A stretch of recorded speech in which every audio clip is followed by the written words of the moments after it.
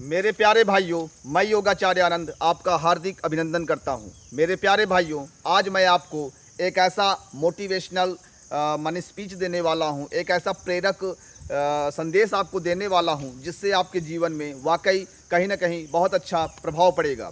मेरे प्यारे भाइयों, आज मैं आचार्य चाणक्य से जुड़ी हुई आपको एक कहानी सुनाना चाहता हूं। मेरे प्यारे भाइयों, हम आचार्य चाणक्य के विषय में बहुत सुनते हैं और उनका भारतीय इतिहास में बहुत बड़ा माने यश है, बहुत बड़ा नाम है मेरे प्यारे भाइयों। लेकिन मैं उनसे जुड़ी हुई एक छोटी सी कहानी आपको सुनाना चाहता हूँ। इस पर ज़रूर विचार करिएगा कि आचार्य चाणक्य आखिर विश्व इतिहास में क्यों इतने प्रसिद्ध हैं। मेरे प्यारे भाइयों, जब यह घटना भारतीय इतिहास में मतलब स्वर्णिम अक्षरों पर लिखा हुआ है, जब आचार्य चाणक्य मतलब पढ़ लिख कर जब जवान हुए और वह मगध के राजा जो उस समय के राजा थे आपके घनानंद, उनके दरबार में गए और वह दरबार में जाकर घनानंद को माने मगध की जो समस्याएं थी, जनता की जो समस्या थी, उस समय जो अत्याचार शोषण जो हो रहा था उसके विषय में पूरी जानकारी घनानंद को दे रहे थे।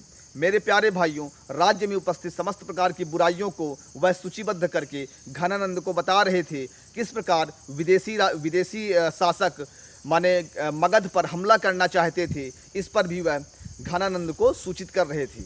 मेरे प्यारे भाइयों, तो जब वह इस पूरे घटनाक्रम को मगध के राजा घनानंद को बता रहे थे, उस समय मगध का सम्राट घनानंद कुछ गणिकाओं को, कुछ सेविकाओं को अपने साथ में रखकर मदिरा पान कर रहा था।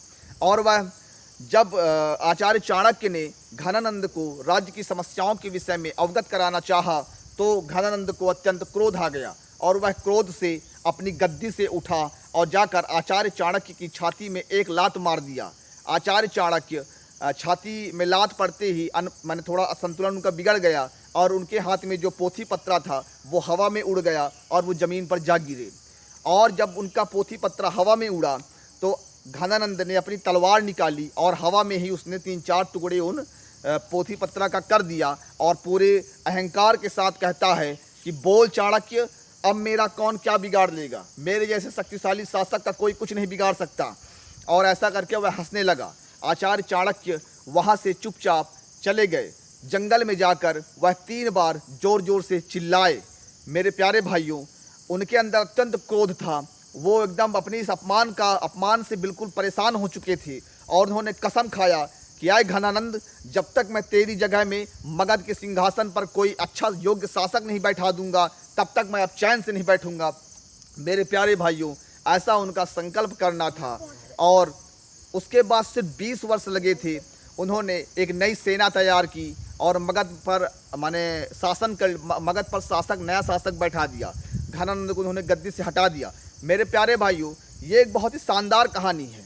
यह विचार करने वाली बात है कि आचार्य चाणक्य जो एक गरीब ब्राह्मण थे, उन्होंने इतने बड़े साम्राज्य का सत्ता पलट कैसे किया होगा। मेरे प्यारे भाइयों, सत्ता परिवर्तन करना कोई आसान बात नहीं था, वह भी उस जमाने में जब युद्ध हुआ करते थे, जब सरेआम कत्लेआम हो जाया करते थे। ऐसी स्थितियों में आचार्य चाणक्य ने कैसे धन इकट्ठा किया होगा, जिससे तलवार, भाले, घोड़े, हाथी और सेना को चलाने के लिए जो थोड़ा बहुत पैसा चाहिए, वो सारी व्यवस्थाएं आचार्य चाणक्य ने कैसे किया होगा। हम छोटी सी कोई टीम बनाते हैं और उस टीम को मतलब ट्रेंड नहीं कर पाते हैं अपने लक्ष्य तक पहुंचने के लिए, और आचार्य चाणक्य ने इतनी बड़ी विशाल साम्राज्य के खिलाफ कैसे सेना तैयार किया होगा, कैसे उसकी आर्थिक समस्याओं का निदान किया होगा। माने हर काम में पैसा लगता है। सेना को भाई पेमेंट देना है, उनको खाना पीना देना है, उनके परिवार की सुरक्षा का दायित्व तो लेना है। घोड़े, हाथी, भाले, बर्ची, तलवार, ये सारी चीज़ें मतलब धन से आती हैं। तो आचार्य चाणक्य ने जिस व्यवस्था का परिचय दिया है, इसके लिए आचार्य चाणक्य को अर्थशास्त्र का जनक कहा जाता है। आप इतिहास में पढ़ लीजिएगा कि अर्थशास्त्र का जनक कौन है, तो उनका नाम है कौटिल्य। कौटिल्य चाणक्य का ही दूसरा नाम था। मेरे प्यारे भाइयों, हम राजनीतिज्ञ के रूप में चाणक्य को जानते हैं, इसके बजाय चाणक्य एक महान अर्थशास्त्री भी थे। इसलिए आचार्य चाणक्य से हम प्रेरणा लेकर अपने जीवन में भी कोई संकल्प करें और उस संकल्प को पूरा करने के लिए हम जी तोड़ मेहनत करें और अपने लक्ष्य को प्राप्त करें। कभी परिस्थितियों के सामने हम हार ना माने। यही आपको मैं संदेश देना चाहता हूं। और आप आचार्य चाणक्य सेवा आश्रम से जुड़कर राष्ट्र निर्माण की इस महामुहिम में अपना अमूल्य सहयोग प्रदान करें। मेरे प्यारे भाइयों, इसी के साथ मैं योगाचार्य आनंद आपसे लेता हूं इजाज़त। जय हिंद, जय भारत।